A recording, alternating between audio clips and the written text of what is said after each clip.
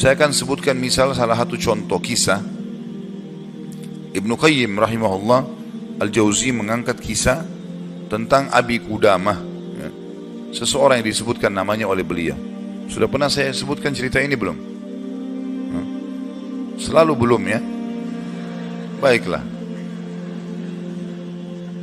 Abi Qudamah, kata Ibnu Jauzi, adalah seseorang yang suka berjihad. Di zaman dulu, zaman tabi'in, suka berjihad, berperang. Dan dia selalu memotivasi orang untuk berjihad. Ditanya di salah satu masjid itu, dia lagi pulang dari jihad, pengalaman apa yang paling berkesan bagi anda di kancah peperangan jihad? Dia bilang, kisah seorang anak muda yang bertemu bidadari. Maka orang tanya, seperti apa ceritanya? Dia bilang, satu waktu saya pulang ke negeri saya, di kotanya. Kemudian saya motivasi orang untuk berperang, berjihad. Sampaikanlah motivasi, ayat-ayat, hadis, kisah-kisah nyata. Sampai orang-orang pada termotivasi untuk berjihad. Dia bilang, setelah selesai saya pulang, besok saya ingin bentuk pasukan, bergabung dengan pasukan muslimin untuk berjihad, ya. Waktu saya pulang ke rumah, dia bilang tiba-tiba ada suara perempuan depan pintu memanggil, wahai Abi Qudamah, Abi Qudamah. Dia bilang, saya baca, a'udzubillahi minasyaitonirrajim, jangan sampai ini godaan syaitan. Perempuan malam-malam memanggil-manggil depan rumah. Dia enggak bilang, saya enggak mau buka pintu. Terdengar lagi suara kedua kali, Abi Qudamah, Abi Qudamah, buka pintu. Suara perempuan. Dia bilang, a'udzubillahi minasyaitonirrajim, saya enggak mau buka ini, takut jadi fitnah, gitu kan. Terus perempuan itu rupanya nyaut depan pintu. Dia bilang, wahai Abi Qudamah, bukankah anda yang memotivasi kami berjihad? Dan saya terpengaruh dengan itu. Saya ingin menyumbang sesuatu. Bukalah pintunya. Dia bilang, saya dengar orang ini mau nyumbang hubungan dengan jihad, saya buka pintu. Perempuan itu rupanya bercadar. Dia bilang, pada saat saya buka pintu dan di hadapan saya tahu kalau orang ini kalau tidak pakai cadar, luar biasa Allah berikan kelebihan fisiknya. Terlihat wanita ini punya kecantikan, tapi dia tutup auratnya. Lalu saya alihkan pandangan saya dan saya katakan, apa yang akan engkau sumbang, ibu? Dia bilang, sesuatu yang paling indah dari tubuh saya, hai Abi Qudamah, adalah rambut saya. Saya memiliki rambut yang sangat bagus dan panjang. Maka saya sudah memotongnya dan saya sudah membentuknya supaya menjadi tali kekangan kuda. Maka saya minta agar rambut saya ini engkau jadikan tali kekangan kudamu, agar minimal rambutku ikut berperang. Abi Qudamah bilang, saya heran dengan imannya ibu ini, luar biasa ini. Gak pernah ada orang terfikir seperti itu. Rambutnya panjang, lebat, tebal, dipotong, lalu dibuat sedemikian rupa sehingga bisa menjadi tali kekangan kuda, gitu. Pakailah ini Abi Qudamah. Abi Qudamah bilang, baiklah, diambil. Pada saat sudah diambil, Abi Qudamah mau tutup itu, dia bilang, sebentar, masih ada satu lagi Abi Qudamah. Dia bilang apa? Suami saya mati syahid, dan semoga Allah terima, semoga juga kami disatukan di surga. Dan dia mewariskan seorang anak laki-laki yang mirip seperti dia. Maksudnya keimanannya, kefisiknya, segala macam. Saya harap anda tidak menolak anak saya besok ikut berjihad. Kata Abi Qudamah, baiklah. Tutup pintu. Besok pagi habis sholat subuh, habis syuruk, menjelang duha, berkumpullah orang-orang yang mau ikut jihad untuk bergabung dengan pasukan muslimin. Setelah Abi Qudamah bilang, saya motivasi mereka, datanglah seseorang dari belakang saya berteriak, Abi Qudamah, Abi Qudamah. Suara seorang laki-laki. Dia bilang, saya balik ke belakang. Waktu saya balik, saya seperti melihat matahari. Artinya ada seorang laki-laki putih, tinggi, gagah, rambutnya indah, fisiknya kekar di atas kuda. Dia bilang, saya sendiri kagum melihat orang ini. Luar biasa secara fisik, membuat orang sudah kagum. Dia bilang, terus dia bilang, hai Abi Qudamah, saya anaknya ibu semalam yang memberikan rambut kepada anda. Dan saya siap untuk ikut berperang. Dan wasiat ibu saya agar saya jangan pulang, suruh mati syahid. Kata Abi Qudamah, saya kagum melihat lagi anak ini. Sudah kagum melihat ibunya, kagum melihat anaknya. Bagaimana keyakinan mereka berdua tentang janji Allah. Dan hidupnya di situ sudah. Lingkup hidupnya itu adalah yang dijanjikan oleh Allah dan Rasulnya. Udah, Allah bilang dapat ini, ya sudah, dia yakinkan iya. Sholat dapat ini, puasa dapat ini, jihad dapat ini. Yakin, tidak ada keraguan. Hidupnya terbentuk di situ. Itu yang dijalani sama dia. Dia yakin meninggalkan juga dosa, ini adalah pintu yang baik. Kalau dia buat, dia akan jauh dari Allah. Maka dia berada di lingkup itu, kendaraan itulah. Kata Abi Qudamah, baiklah anak muda, kau masih muda, gitu kan. Saya akan letakkan kamu di bagian belakang pasukan. Anak muda itu diam. Dia bilang, Abi Qudamah bilang, ini saya tentu simpulkan ceritanya ya, karena saya tidak hafal secara lafaz letter tentang kisah, tapi saya datangkan poinnya gitu. Kata Abi Qudamah, waktu perang lagi berkecamuk, tiba-tiba anak muda ini sudah ada di depan. Lalu saya lihat dia, dan memang di pikiran saya dia bilang cuma anak muda itu saja. Saya datangin dia, hai anak muda, mundurlah. Kamu masih muda, belum berpengalaman, gitu kan. Saya khawatir atas dirimu.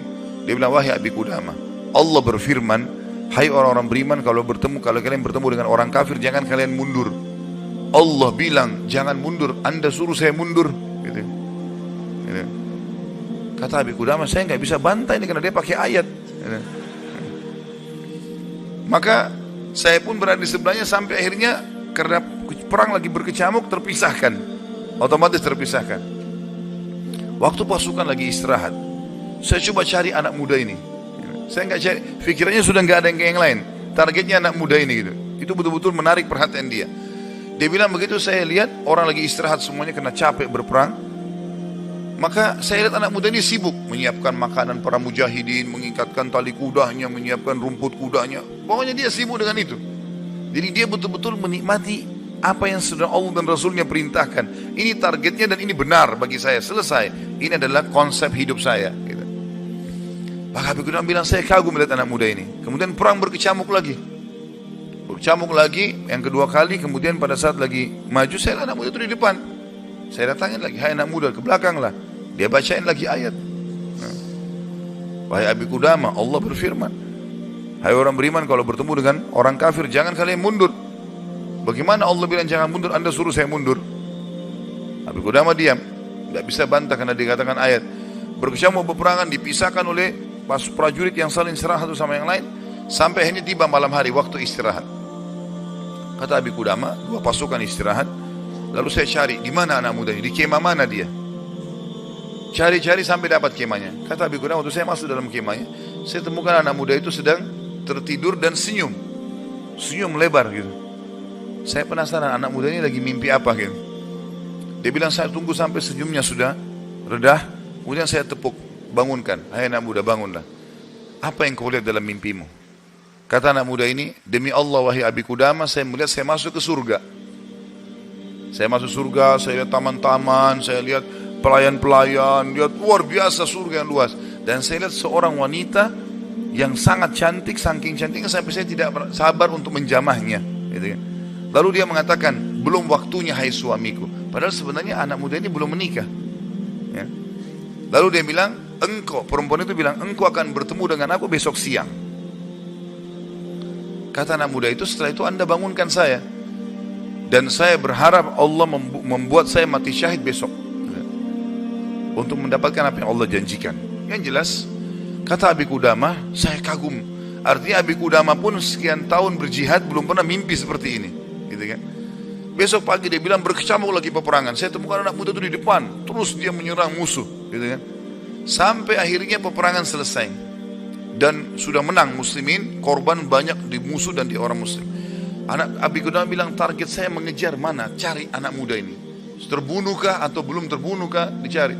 Dia bilang, saya cari di jenazah prajurit muslim yang disusun. Ternyata ada bergeletakan. Saya temukan ada anak muda itu penuh dengan darah. Ya. Tapi masih hidup.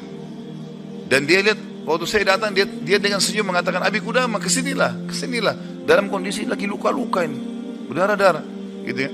Kata Abi Qudamah, saya pun datang. Apa beritamu hai anak muda? Dia bilang, hai Abi Qudamah, kalau kau pulang nanti ke kampung kita, ke negeri kita, sampaikan ke ibu saya salam dan bilang impian beliau sudah terkabulkan. Artinya saya akan menyusul ayah saya mati syahid. Lalu pesannya ini luar biasa. Dia bilang apa? Wahai Abi Qudamah, apa kau ingat kisah tadi malam bidadari dalam mimpi saya? Kata Abi Qudamah, iya. Sekarang ada di sebelah saya, sedang senyum dan menunggu ruh saya keluar. Lalu dia akan membawa saya ke surga. Lalu kata Abi Qudamah, orang itu pun meninggal dunia dalam kondisi dia tersenyum, gitu kan.